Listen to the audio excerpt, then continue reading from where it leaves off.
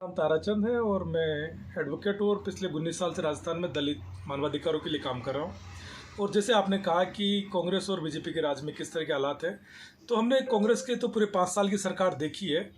पर जो बीजेपी की पिछले कुछ ही महीने की सरकार जो हमने देखी है वो कहीं ना कहीं दलितों के हित की तो सरकार नहीं है। उन्होंने पूरे 5 साल चुनाव में, मतलब पूरे चुनाव के साल में ये कहा कि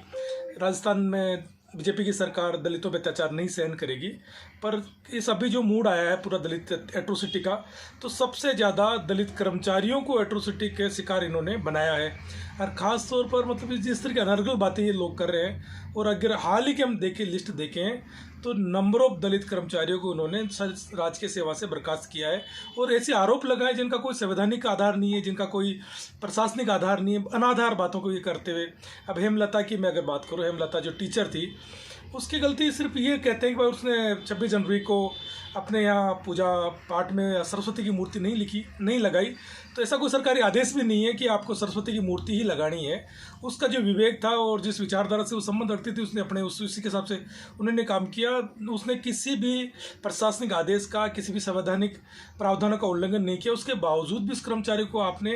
एक अनावश्यक आरोप लगा करके, बिना तथ्यात्मक आरोप लगाकर उसको राजकीय सेवा से निकाल दिया। और लगातार दलित एट्रोसिटी के जिस तरह मामले बढ़ रहे हैं, तो मुझे लगता है कि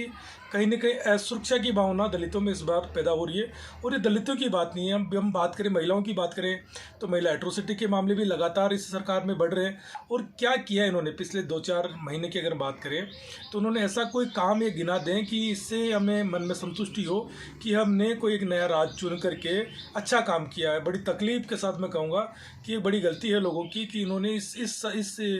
इस विचारधारा के लोगों को सत्ता की चाबी सौंपी, इनको सत्ता पे बिठाया है।